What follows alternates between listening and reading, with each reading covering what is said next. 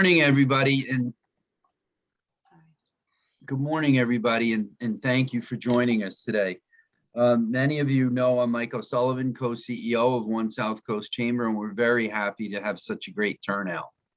Today, we have the honor of hearing from the Senator for the 1st Bristol and Plymouth District and the chairperson of the Joint Committee on Ways and Means, Massachusetts Senator Michael Rodrigues. Senator Rodrigues was elected to the Massachusetts Senate in 2010 and serves the 1st Bristol and Plymouth District, which includes Westport, Fall River, Freetown, Lakeville, Rochester, Somerset, and Swansea. He was appointed as chair of the Senate Committee on Ways and Means, as well as the vice chair of the Senate Committee on Steering and Policy for the 2019-2020 legislative session. In the 2017-2018 session, he served as Senate Majority Whip, Chairman of the Senate Committee on Ethics, and Vice Chairman of the Senate Committee on Redistricting, and previously served as the Chair of the Joint Committee on Revenue. Prior to being elected to the Senate, Michael served 14 years in the House of Representatives, where he chaired the Committee on Commerce and Labor, the Committee on Labor and Workforce Development, and the Committee on Consumer Protection and Professional Licensure. He also served on the Committee on House Ways and Means. Senator Rodrigues, thank you this morning for your time, and we really look forward to hearing your update. Good morning. Am I on? Yes. Yes, sir. Beautiful. Good morning, everyone. It's great to see everyone here, like Hollywood Squares. I miss not seeing you all in person, but thank you for me on. I thought I'd just, if it's okay, just give like a brief update of what's going on in the Senate right now, and then we can delve in to questions, if that's okay. It's a Senator, really busy time. So that people are aware, they need to put their questions into the chat. Beautiful. Yeah, so it's a real busy time right now in the Senate. It's always busy in Ways and Means land, as Bill Burns can tell you, since he was there for a number of years with Senator Montigny. But what is Ways and Means? Ways and Means is the committee that processes any piece of legislation that has any fiscal impact on the Commonwealth. One can argue that just about 95% of every piece of legislation we pass in the legislature has some sort of fiscal impact on the Commonwealth, so it all comes through our committee. I'm blessed to have an amazing committee staff, two of whom are on the call right now. First is Jeremy Spittle. Many of you know Jeremy. He's been with me 12, 13 or so years. Jeremy's my legislative and policy director. So Jeremy's responsibility is everything in our State House office. And then we have also on the call is Caitlin Rowley. Caitlin's been with me for a couple of years now. Caitlin, a recent graduate of Bridgewater State University, and she's my district director. So she keeps me out of trouble down here in the district when I'm up at the State House. And I'm blessed and lucky to have them along with a number of other members on the fiscal. Really, Ways and Means, there's two sides to the office. One is the fiscal side, and there's 8 fiscal analysts, and the other is legal side, and there are 5 legal counsels that work in Ways and Means to review all the bills that we process through our committee. Before we start talking budgets, which is really my primary focus on Ways and Means is money. Just a couple pieces of legislation where we're in the middle of processing right now. Yesterday, the Senate, I, along with Senate President Spilka, Senate Majority Leader Cindy Cream, and Chair of the Election Laws Committee, Senator Barry Feingold from Lawrence and Andover, we released our voting reform package, proposing to make permanent all of the temporary emergency, not all, much of the temporary emergency measures we passed last year for voting during the pandemic. It does make permanent mail-in voting. It does make permanent early voting, and it modernizes the election and voting process here in the Commonwealth. It's something that I'm very, very proud of. While we see, unfortunately, many states around the country that are looking to suppress voting rights and the ability to vote, to reduce opportunities for people to cast their ballots. Here in Massachusetts, we are moving to make it as easy as possible to really exercise your most fundamental right in a democracy, which is casting a ballot. Just a point of information, last year in November of 2020, it was, as we all know, a very monumental election. Massachusetts set records for turnout. We had the highest number of voters in the history of the Commonwealth, 41% of whom voted by mail-in ballot, 41%. 23% voted by early voting, that's provided for. And only 35% of Massachusetts citizens voted same day at the polls voting. So we can see what the electorate and of a government by the people for the people, what they want and how they prefer to exercise their right to vote. Another big piece of legislation we're in the process of unveiling is redistricting. It is a process that happens every 10 years per our Constitution to modify legislators' districts to ensure that every citizen of the Commonwealth has equal voice in the legislature. So there are 160 state reps whose districts are going to be affected. There are 40 of us in the state Senate whose districts are going to be affected. This census block for this current census that we're using showed an amazing trend over the last decade. First of all, Commonwealth in general, everyone moved east. Western Mass, west of Worcester, saw a precipitous drop in population, and it all shifted east. Also, the trend of people moving out of the cities into the suburbs also stopped.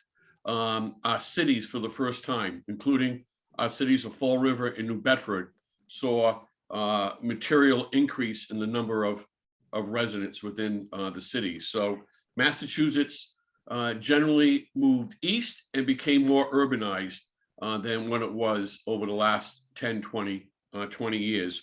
So within the next couple of weeks, both the House chair of the redistricting committee, which is Representative Mike Moran from Boston, from the Brighton area of Boston, and Senator Will Brownsberger, who is from Belmont. They're the respective chairs of the redistricting committee. They will be releasing new proposed district maps. Locally, there's a lot of discussion about our congressional seats. Those will change also. Those of us from Fall River know that Fall River is split in two, has two congressmen representing Fall River.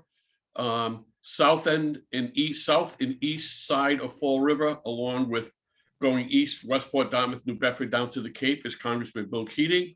The north and west section of Fall River, heading west through Somerset, Swansea, and north up to Brookline, Newton, is Congressman Jake Auchincloss. So there is one of the goals of redistricting is unifying communities. So we'll see what happens there. Those discussions are ongoing. Another bill that we're working on in our committee is the so-called military licensure bill. Massachusetts is on a short list of states to get the new F-35 fighter squadron out at Bonds Air Force Base. These are multiple hundred of U.S. Air Force personnel with all their multi-billion-dollar planes and pieces of equipment housed at Bonds Air Force Base. And along with these U.S. military personnel come their spouses and their families. And one of the areas that the Department of Defense briefed us on that we need to improve upon is licensure reciprocity, so that when a military personnel gets assigned to Bonds Air Force Base and his or her spouse comes with them and they are a licensed nurse, a licensed teacher, a licensed electric, whatever the license may be, that license is easily there's reciprocity for that license here in Massachusetts, so that spouse can become employed quickly and easily and not have to go through all of the bureaucratic protocol that you need to go through. Bill Burns can talk at length about, medical doctors and nurses, but it's like to get through that process in Massachusetts. It's a burden. So those are just a couple of pieces of legislation that we're working on. But the big issue, the issue that takes up most of my time, as you can imagine, is money. There are two things happening at the same time in the budget world. First is the so-called ARPA funds, the American Rescue Plan funds, which are discretionary money provided by the federal government. About $5 billion of it came to the Commonwealth of Massachusetts. That sits in our account. About $4 billion of it sits in local municipalities' accounts. It is their responsibility to spend that money. I think Fall River got 73 million of ARPA dollars. New Bedford has an equal, roundabout amount of ARPA dollars that it'll be the responsibility of those local municipal governments to spend. But we are in possession of about $5 billion of ARPA money. We had a little bit of a family feud at the beginning of the process. Who was going to spend the money? Was it going to be the governor unilaterally, or was it going to be the legislature? It will be us in the legislature. That is our constitutional responsibility as the appropriating body of our government. So we have, and I say we, when I say we, it's a collective we, because we are working jointly with our friends in the House, myself and my co-chair, Representative Aaron Michaelwitz, who's the House Chair of Ways and Means. We have convened a number of meetings. We wanted to make sure that we invested these ARPA dollars in an open, transparent manner that's inclusive of all of the citizens of the Commonwealth.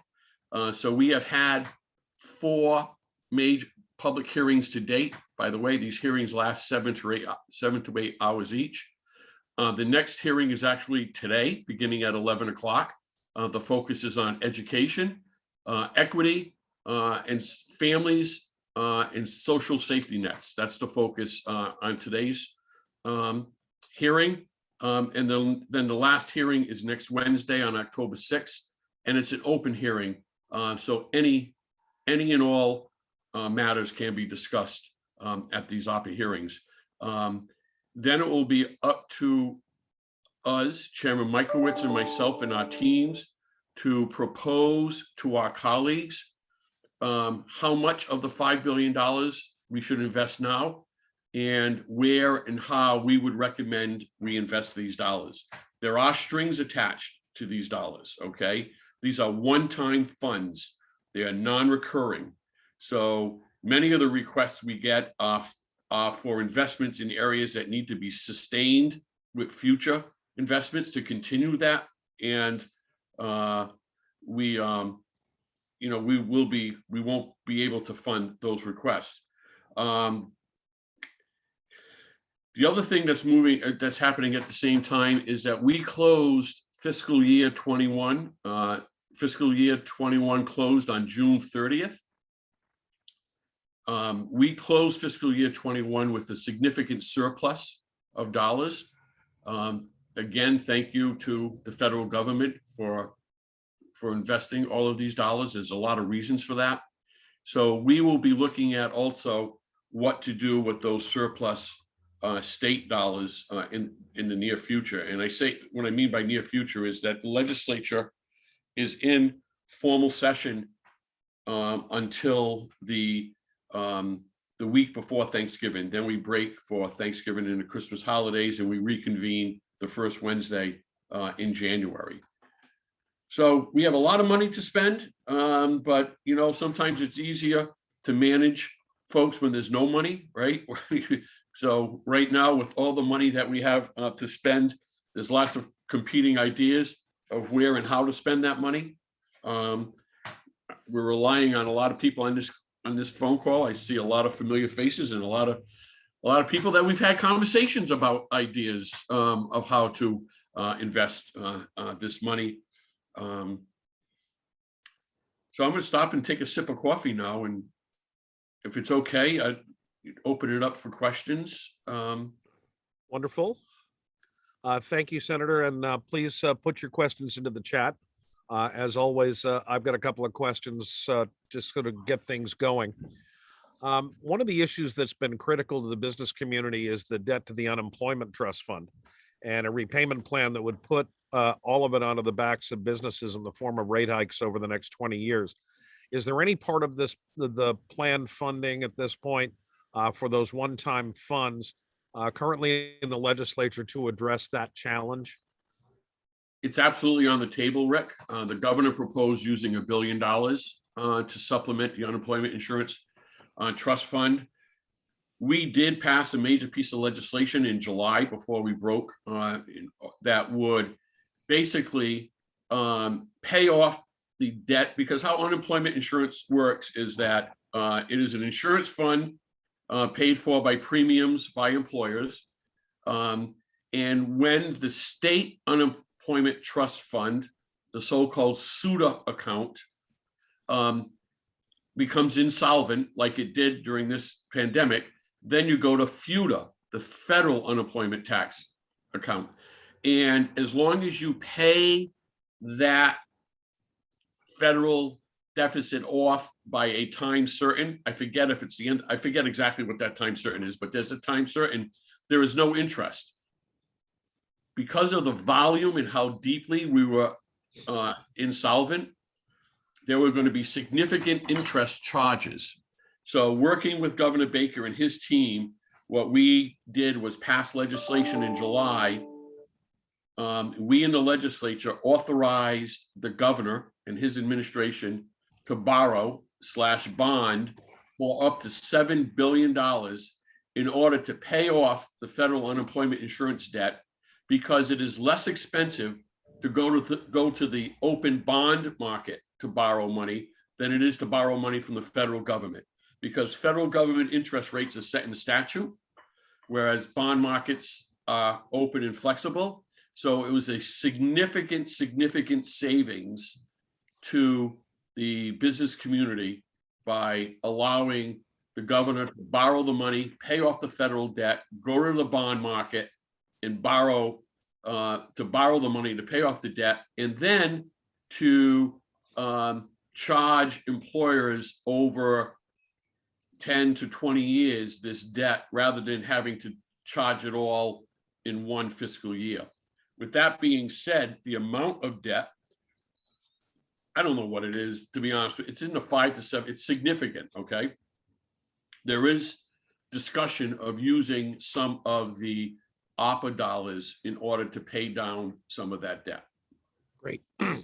Thank you very much, Senator. And a question that's kind of related to COVID vaccination and the vaccination mandate that's requiring all employees who work for an employer with over 100 employees to either be vaccinated or be required to take weekly COVID tests. The expected costs associated with that testing is likely to be quite large. Given that some health plans are no longer covering the testing of healthy employees who have no symptoms or have been exposed to someone with a COVID virus, are you aware of who is expected to pay for these COVID tests? If it's to be funded by the employer or the employee, or does Massachusetts have a plan to help them pay or defer those costs? We have a plan. No one pays for COVID tests now. The COVID tests are free. They're paid for through what was the federal government's first stimulus bill, so-called CARES Act. So in both Fall River and New Bedford has a number of testing sites. I've been tested a number of times, and we do not. It's paid for by the federal government. So the tests are paid for.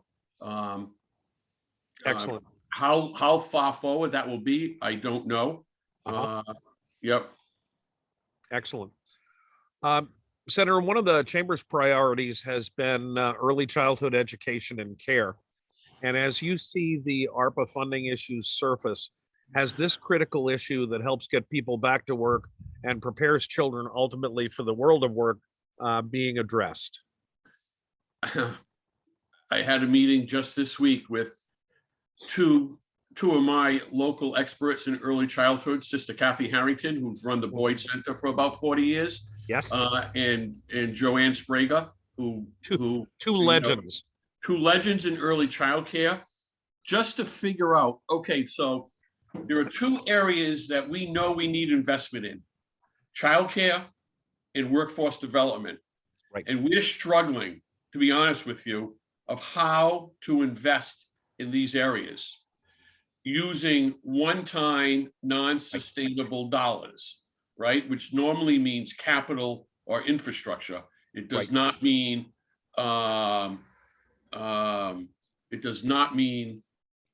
salaries or adjustments. So the problem in childcare, couple problems.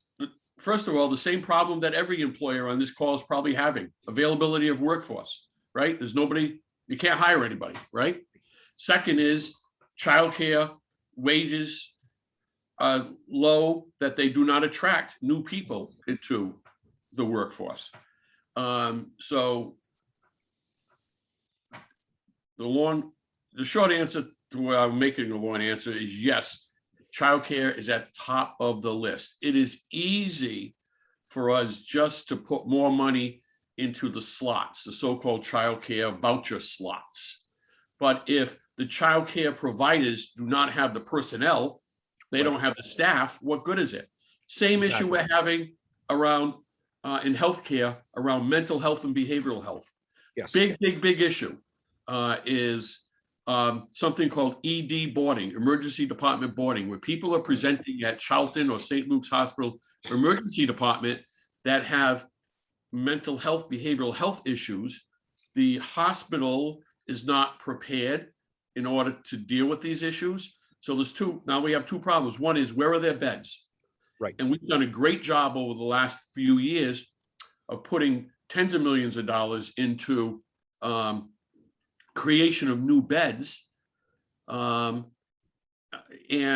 was on the phone with former Senator Mike Napick yesterday on a Zoom, and he's at Bay State Health out in Springfield or Holyoke or out west.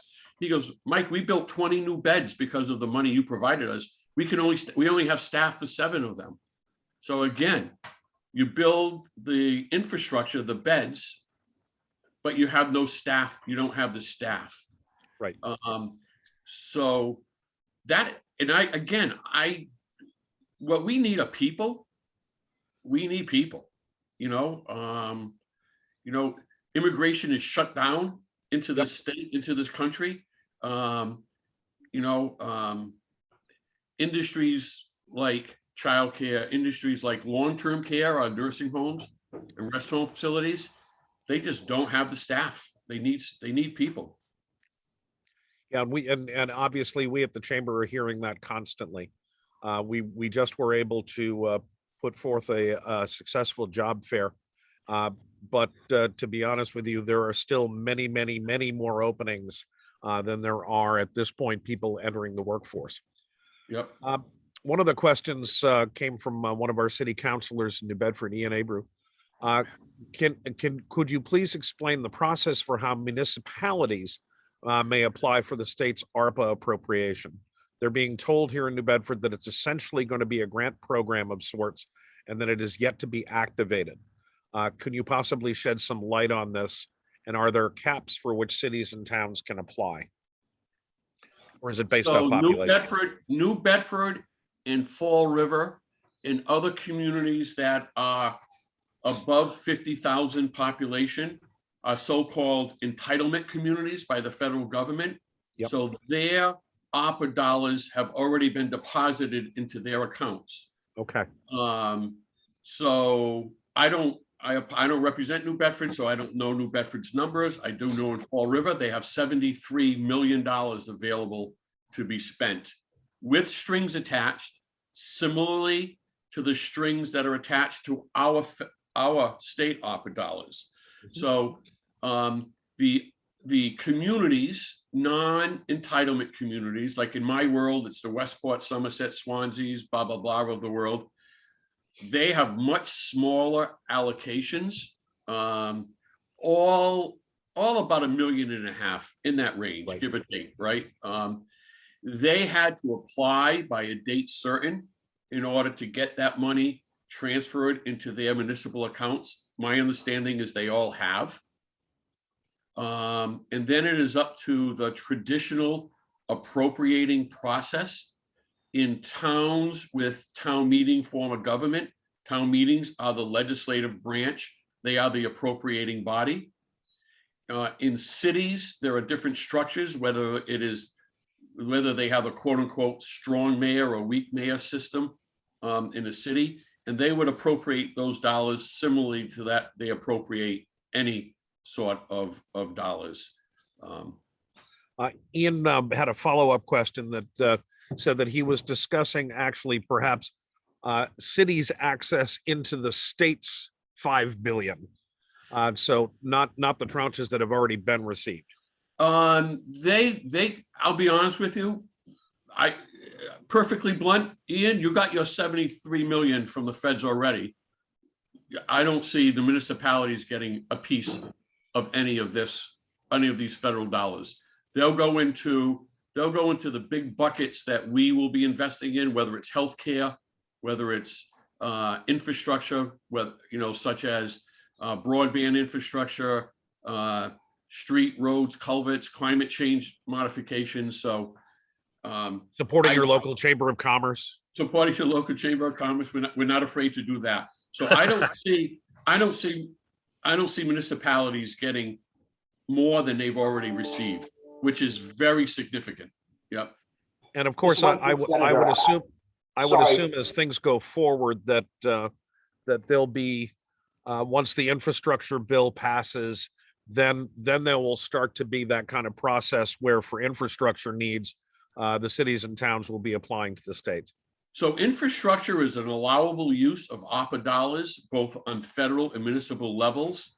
We are taking it slow right now to see what happens on the federal level with the infrastructure bill, because the last thing we want to do is commit ARPA dollars to pay for some sort of infrastructure project that could be paid for with the next bill that comes down the line.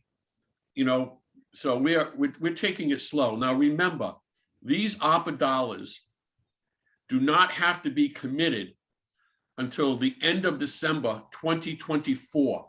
So we still have over 2 years of which to commit the money. Right. They do not have to be spent until the end of 2026. So 4 years by which to spend the money. So it is our position in the legislature, and this is where we differed with the governor. The governor wanted to put about $3 billion on the street already. We're saying, no, take your time. Let's be smart about it. Let's be inclusive about it. Let's think about it for a couple of reasons. One of which is the fact that our economy is already stimulated between PPP loans that turned into grants. Hundreds of billions of dollars flowed into the Commonwealth of Massachusetts employers. Between all of the supplemental unemployment insurance that was paid to those people collecting unemployment, hundreds of billions of dollars was flowed into the employee community. So all of and we have our team of, we call them lovingly our talking heads, but our experts, one of which is from Southeastern Mass, Dr. Michael Goodman at UMass Dartmouth, Ian Clayton Matthews from Northeastern, Evan Horowitz from Tufts. These are the brainiacs that we have in the Commonwealth, economists that we rely on as we forecast. They all said, be careful, do not spend too much money too quickly, because now you will hyper-stimulate the economy. Right. And we've seen some of that happen already. And what's going to happen when you hyper-stimulate the economy? You put so much money into the economy that there's so much demand for products. There's very little supply of the product for a number of reasons. First of all, employers will tell you they're having hard times getting raw materials, hard time getting basic supplies, and they don't have the workforce. There's nobody to hire. So what happens? It's called inflation. We've seen it. Inflation has creeped into our life now and getting worse. So we have to be careful right now. It is, again, the suggestion of our experts that I agree with, that this additional stimulation is going to better serve the Commonwealth in 2023, in 2024. You know, don't be in a rush to spend the money. With that being said, we have some real immediate needs in the Commonwealth. We have immediate needs in childcare. We have immediate needs in workforce. We have immediate needs in healthcare, our healthcare providers that have suffered during this pandemic. We have immediate needs in housing. We will address those immediate needs before we break in November. Yes, and one of those needs, and I know that you're fully aware of this as well, has been within the hospitality industry, the tourism industry, those places that depended upon the attraction of other people's money. It's been a real challenge. Yep. Absolutely. And I say this is going to be a very interesting academic study when finally this pandemic blows away, whenever that's going to be. And I hope we don't get this talk of more variants coming down the line. Okay. But certainly there were a number of segments of our economy that really suffered. And you nailed it, Rick. The hospitality segment, travel, tourism, restaurants, hotels. But there are also other segments that boomed because of all this stimulated money into the economy. Many of you know my background. My family's we've been in the floor covering home improvement business our whole lives. It's booming. Everyone is investing money in their homes and in their businesses. New car sales. You know anybody know any new car dealers? 2020 was a record year for new car sales. Swimming pools. A friend of mine is a swimming pool contractor. In May, he was booked up over a year. He goes, I can't even do another pool until 2022. Don't even talk to me. That's how busy we are. HVAC contractors. So there are some segments that absolutely boomed during this pandemic because of the fact there was available resource, i.e. money in the economy, with the PPP loans and grants, with the supplemental unemployment insurance.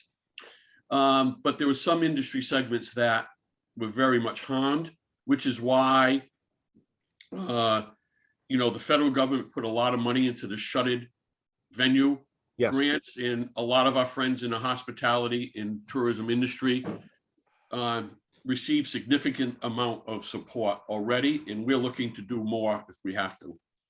Wonderful. Shifting a little bit, Chris Ann from Battleship Cove was asking, besides the one-time non-recurring uses, what are some examples of approved expenditures that they can request? Does it apply to nonprofits? For ARPA money, I'm assuming, and Chris Ann, we're on at 1:00 today. Today's a busy day. We have the Battleship at 1. We will probably not be spending money down to the individual organization level, i.e. we're not going to specifically have an earmark for the Battleship Massachusetts or Zeiterian Theater or New Bedford Whaling Museum or Narrow Center for the Arts. By the way, all of these organizations, we absolutely provide state support for in the state budget traditionally, so they know how much we love them all and we support them all. But the ARPA dollars are going to be big allocations. So there will be for instance, possibly, don't take any of this to the bank, okay? But a big allocation of money to the Arts and Cultural, Mass Cultural Council, right? A few $100 million into the Mass Cultural Council that they will distribute to the Battleship Coves, the Zeiterian Theaters, the Whaling Museums of the world. We just cannot get into that micro level with this amount of money. And then whenever you provide grants, monies to institutions, there are two ways to do it. One is a competitive grant program, right? Where you put your best offer forward of what you're going to provide, and the grantors will outline the matrix they're going to use to review that grant, number of jobs created, blah, blah, blah. That's one way. The other way is a formulaic based, that there's a formula and everyone gets an equal bite of the apple. Those decisions are generally best left to the individual entities that will be awarding those grants, because every industry, every area is different. Right. But the battleship is near and dear to my heart. It's the Statue of Liberty of Fall River. Everybody sees it as they enter into the city. And we've been very good to it over the last few years, and I will continue to be very good to it. You shift gears incredibly well, because I'm going to shift one on you again. Steve from Open Cape, which works with internet connectivity. Curious as to your thoughts about how the Commonwealth might utilize the 10 billion Capital Projects Fund, which supports investment in future-focused internet connectivity, specifically to the underserved and unserved gateway cities in southeastern Mass, Cape and Islands. Very important. We have in the state Senate a new, I forget what the name of the committee is. I should know, but it's post-pandemic. What's the new work? What's new work going to look like post-pandemic?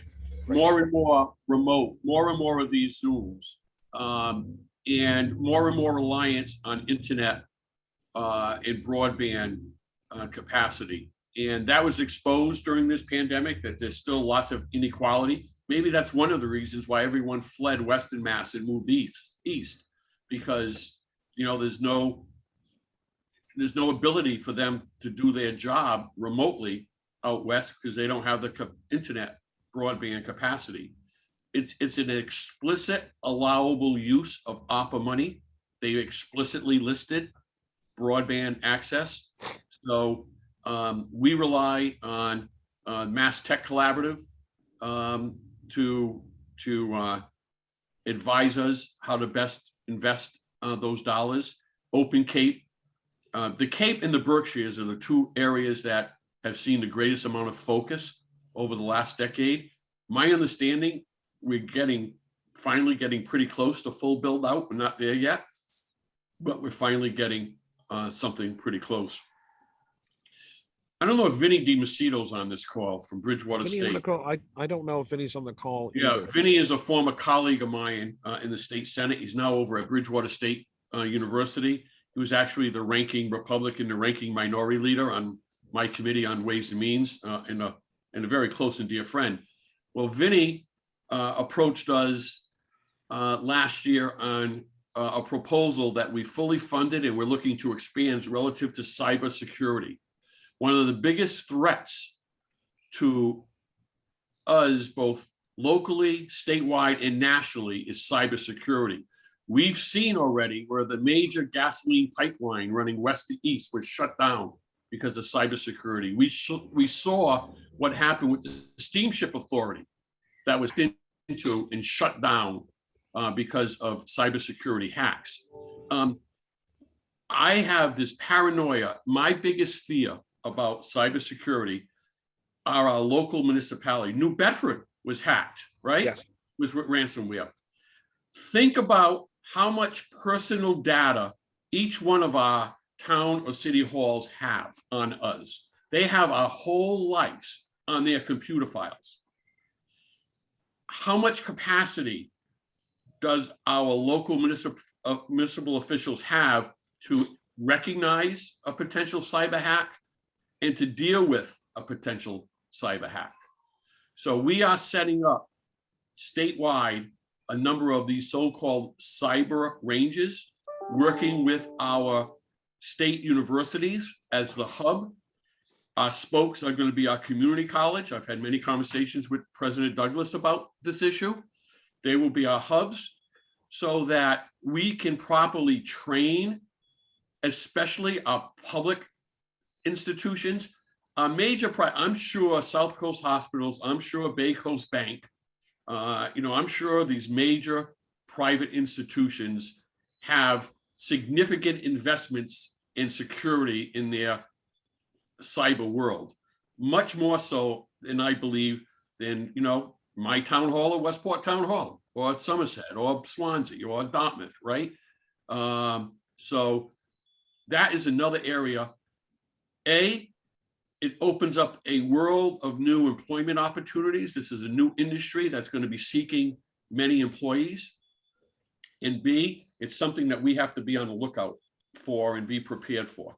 And that kind of fell under the radar screen with everything else going on in the pandemic, but we've made major investments in that world this year. Changing gears again, has there been any discussion about the use of ARPA funds for student scholarship or loan repayment programs? Yes, absolutely. In our world of workforce development, what can we do to attract people into the human service field, into the childcare field? You need, in order to be to work in the human service field, you need to be a licensed clinical social worker. I don't even know all the titles, but you need to have post-secondary education. It's expensive. So we are looking at loan repayments as a method for that. We are looking for scholarships as a method for that. That does not replace the need, the fact that we just need more bodies to get into this world and on a short term, but we are absolutely looking at, we've done this before in other worlds. Years ago, there was a shortage of nurses, right? And the bottleneck, it was discovered, was in the nursing schools, the academic institutions, because in order to be a professor at UMass Dartmouth School of Nursing, you need to have at least a master's degree in nursing. You need to be a, master's degree RN and MRN. Well, the fact is, serving as a professor of nursing at UMass Dartmouth, when you hold a master's degree, individuals make a lot more money in the clinical setting with that master's degree than they do. So the bottleneck was availability of staff, educational staff. So we created something called NUCLE, the Nursing Career Ladder Initiative, starting with Bristol Community College to UMass Dartmouth, to providing time off for master's degree, working with our hospitals because they needed the nurses, providing time off, time to allow their master's degree nursing staff that's in the clinical setting, time off to go to UMass Dartmouth to teach and be a professor of nursing at UMass Dartmouth. Now we see the same issue with mental health, behavioral health practitioners, in our childcare practitioners, in our social work practitioners. It's a challenging issue. Jay Patikas asked whether there's any word on increasing funding for HDIP to help with market rate housing projects across gateway cities. Yeah, HDIP is talked about all the time. There is absolutely chat about that. The Gateway City Caucus that is co-chaired by Representative Tony Cabral from New Bedford. HDIP is one of their top priorities for the Gateway City Caucus. And yes, there is talk about HDIP. Excellent. Aaron Polanski from Old Colony Regional VoTech said many of our vocational schools are experiencing significant demand while simultaneously exploring updates to infrastructure and facilities. Do you anticipate that funding will be available to help offset costs for expansion and access for those schools and potential building projects? Absolutely. Massachusetts, as you know, has a very robust Massachusetts school building program. We dedicate 1% of our state sales tax to building schools. So we will continue with that. There's going to be no retrenchment on that. It's a tune of an investment of close to $1 billion per year already by the Commonwealth's taxpayers to support the construction of schools. I don't see that being retrenched at all. Excellent. Sue Murray from Seed said that Seed has been seeing a steady flow of requests for new business startups during the pandemic. As these types of requests are typically outside the traditional bank and credit union risk criteria, their loan funds are critical to ensuring entrepreneurs have equitable access to low interest financing. They've been fortunate to receive funds from Mass Growth Capital under the last round of aid and would like to be in the running for ARPA funds as well, knowing that perhaps a critical piece of infrastructure going forward is actually going to be new business startups. And also she wished to thank you very much for the support during the pandemic thus far. Yeah, Seed does an amazing job of providing startup capital to young entrepreneurs. Oh, not always young, new entrepreneurs, where they do not have access to the traditional line of capital. So Seed is near and dear to my heart, near and dear to many of us here in the South Coast. In Southeastern Mass, their footprint expands beyond just here in the South Coast. But happy to continue to help and support you, Sue. I have the honor of serving on the board of Seed, and I can tell you they do some remarkable work. Yep. Remarkable work. Yep. Laura Stone just had a comment. She wanted to acknowledge the impact that COVID has had on child trafficking, digital and cyber crime, and the ongoing support of child advocacy centers are receiving in the state budget. Thank you, multiplied. We hope there will be ARPA infrastructure consideration for CSEC, I assume it is, and commercial exploitation of children focused throughout MACA.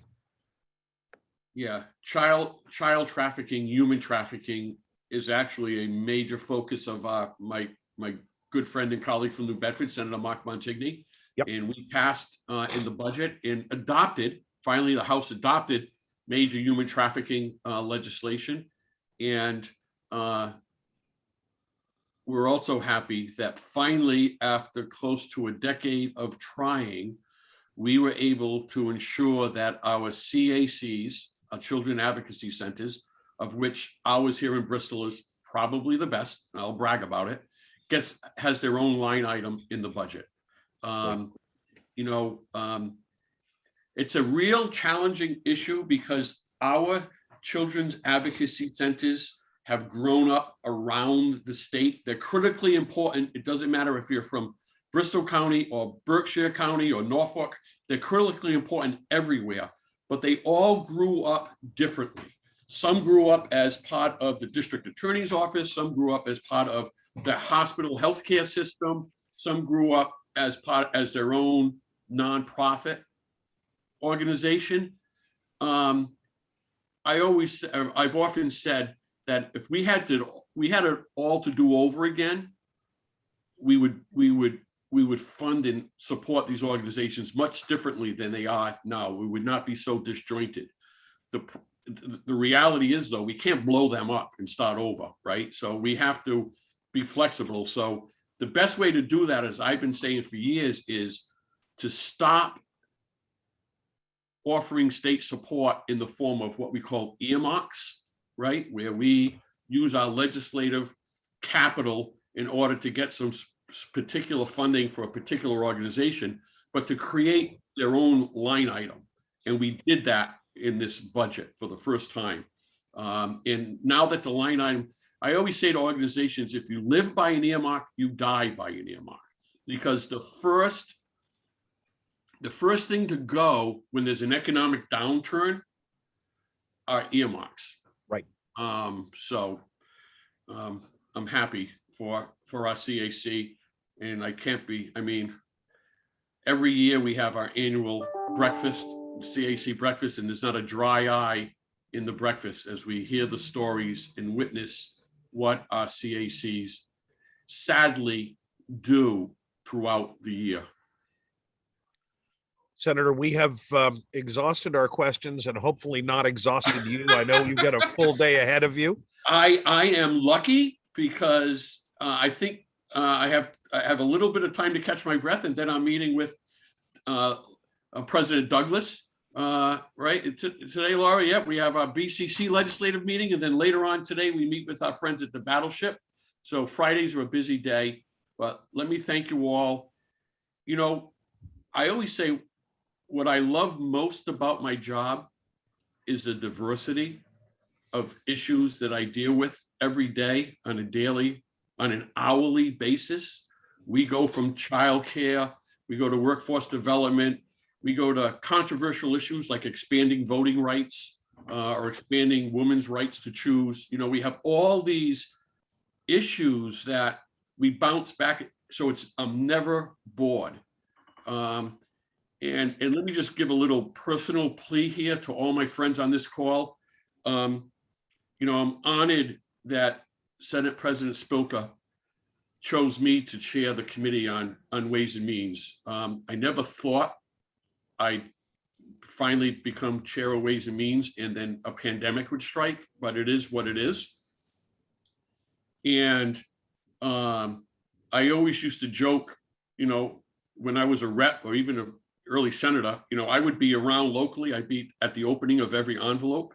The reality is, other than Fridays today, of which I'm stuck behind Zooms all day, I'm at the State House every day. So I don't have the ability to go to a lot of local events, and you know, that's why I have Caitlin, and she's amazing, and she represents me everywhere.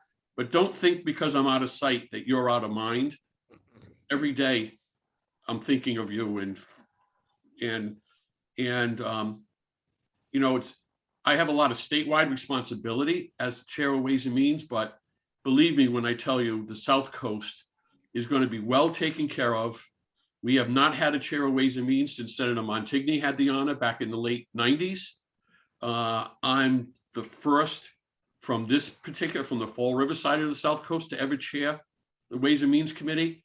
And I'm going to quietly, and there's many people on this call that know what I'm talking about, but I'm going to quietly, continually be there to support you, because my position is, it's finite, it's temporary. You know, we could have Senate President Spilka could leave tomorrow, we could have a new Senate President, and I'd be gone for Ways and Means. But I'm going to do and support my organization, you know, my region as much as I can, because the next person to fill this seat is going to do the same for their region. You know, that's just the way it is. So, Well, anyway. and just to punctuate things, and Laura Douglas posted a sincere thank you to you, Senator Rodrigues. We are fortunate to have you as a leader. Your work penetrates every level, every member of our community, and you are greatly appreciated. And the chamber would like to echo those remarks, and I'm sure everyone on this call would do so as well. Well, thank you. Thank you all. Great to see everybody. Great to see you. Thank you so much. See you. Thank you very much, Mike. Bye-bye. Thank you, Mike. Bye-bye. Bye, Joanne.